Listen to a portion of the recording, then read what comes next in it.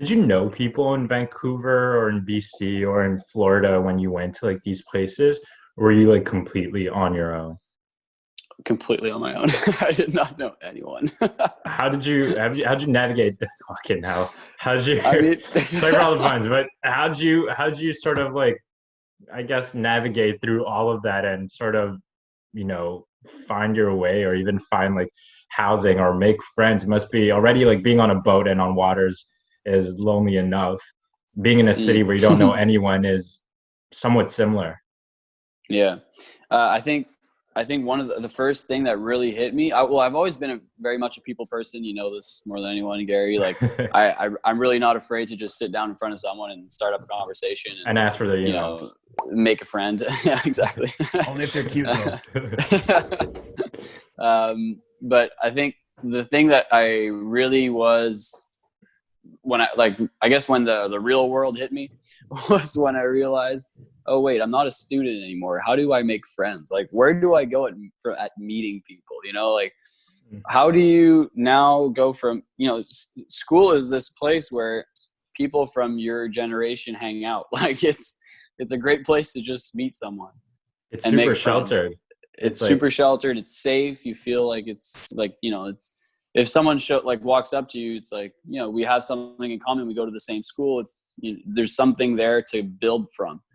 And then I get to Vancouver, for example, and I'm like, whoa, okay, I know absolutely no one. I don't know anything about the city. I don't know anything about like nothing.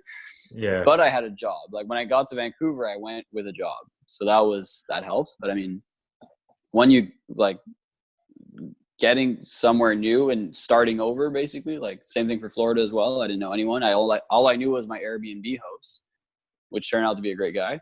But it's you just show up and you're like, okay, put on your people face and get working. But those, like for example, when I got to Florida, there's like these meccas of like boat people in Florida, right? Like there's certain bars you have to go to meet the right people. There's the certain marinas that you can just walk around the docks and say hi and introduce yourself and give your business card. And like you have to put a lot. It has to come from you basically to really get where you want to go and to meet the right people. But definitely scary to just show up and not know anyone at all.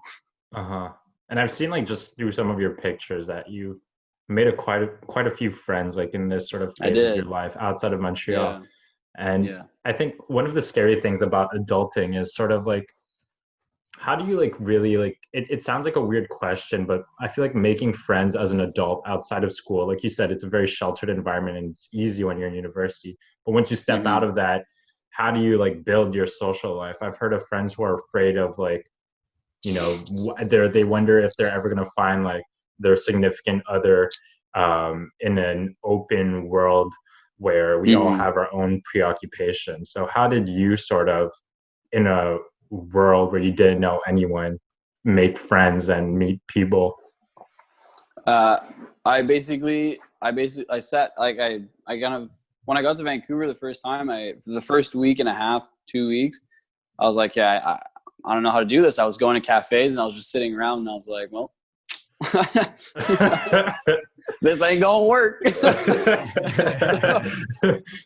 So I kind of thought back to what made it easy in high school and college and around in universities and whatever. What makes it easy to make friends? And that was common ground, like something in common that you have to start off with. So that being going to the same school, right? Mm. And so there's this YouTube like channel that I follow called Yes Theory. You guys might know about it. Yes. Yeah. Okay. So basically, Yes has these groups all over the world, like Yes Vancouver, Yes Montreal, Yes Florida, Yes everything, and every major city has a Yes group. And so I hopped onto Facebook, went to like Yes Theory Vancouver. There's this group of about like 400 people that was like quite inactive. Okay. I was like, these people, clearly no one's putting gas on the fire in this group. Okay. So yeah, they were probably in inspired to join after watching YouTube videos at like 3 a.m. Yeah, exactly. Like, fuck it, I'll that type of join. thing. Yeah, I want to say yes more often in my life. I want it to be a little more Yeah. exciting. And then they just So never like, come back. So how do you add fire? What'd you do? sorry. So like I show up in this group and I scroll down and I'm like, yo, this is like September 2018. Like, what's going on? This post is old. And the last post was like, anyone want to go for a walk in Stanley Park? And I'm like, okay, we're gonna need more. So Not trying to get jumped in Stanley Park. Exactly.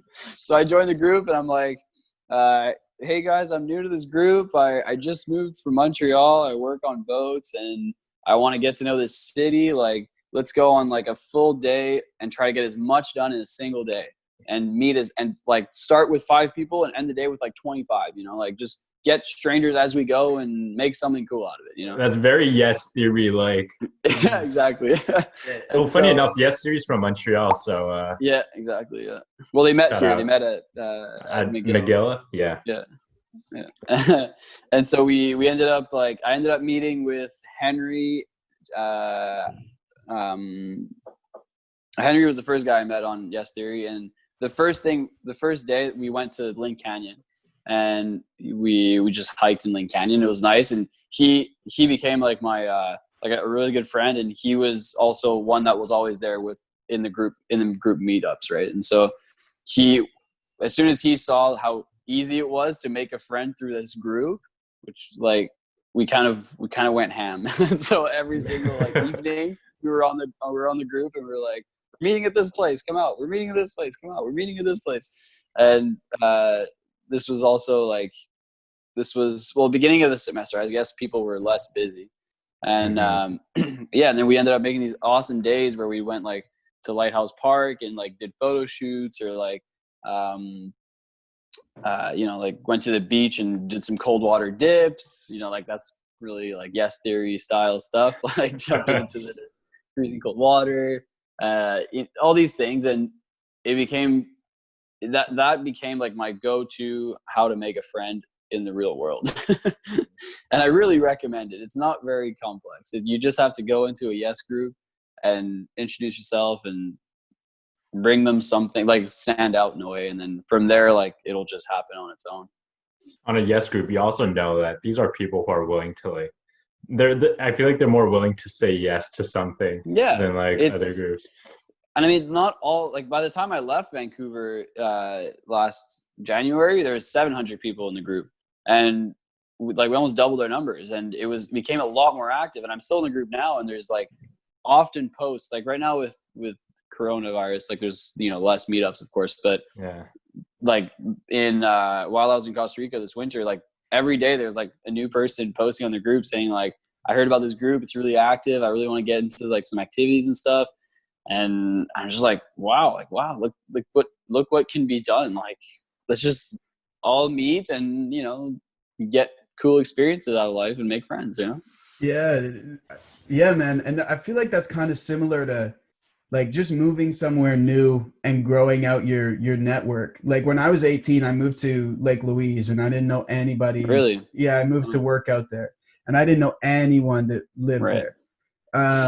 But like you, I kind of had the similar experience for the first week and a half, maybe 2 weeks. I haven't even started work yet at this point. I'm just kind of chilling in this small ass town of 300 people where everybody's super tight knit.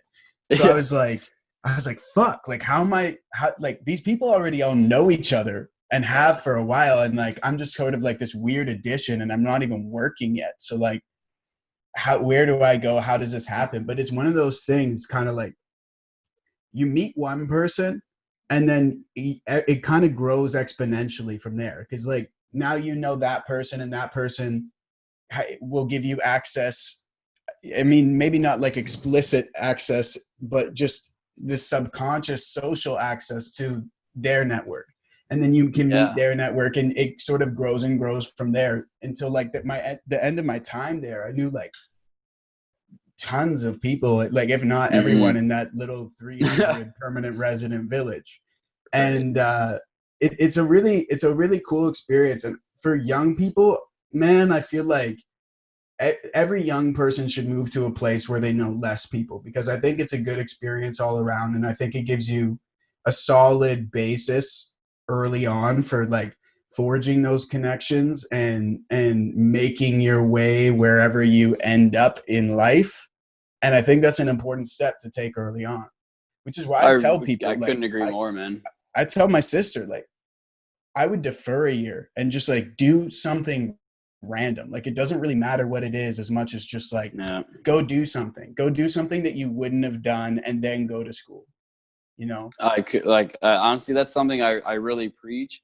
I mean, I haven't been to university. I decided to try going at life my own way, but everyone that most of my friends that are in university, they, in the back of their mind, they're like, do I really want to do this? Like, I want to go out and explore the world a little bit. I want to, like, because, you know, once you get through university, then it's like you're fresh out, so you might as well get a job now. And then once you get that job, then it's like, oh, it's pretty comfortable. Like, I'm hitting 60K, and then it's like, oh, I might get a raise next year, so I'm probably gonna stay. And then like, bang, you're 40, bang, you're 50, bang, you're 60. You know? Yeah, you become a victim to the system, and it snowballs from there.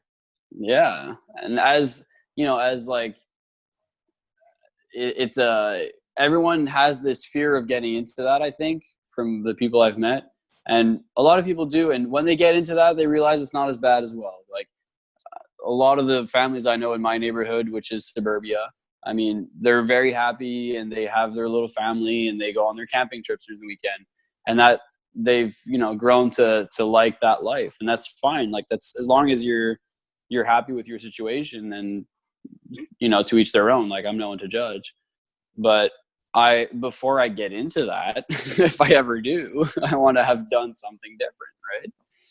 And I think taking a year off from university, or at least a semester, your winter semester, like, take it and just go do something. Like, this winter I had like a month free, so I went to Costa Rica, right? And I met so many amazing people that were completely, like, had no plan whatsoever. They just showed up there, and like, I either took a year off from university or whatever, but they just showed up and traveling, and they all said the same thing. And it was that the experiences they've been having traveling are worth so much more than sitting in a classroom, right? Like, and I think we can all learn so much, like you said, from showing up in a new town, and where you're completely dépaysé in French, like, you're completely like, just, you're brand new, you don't know anything, right?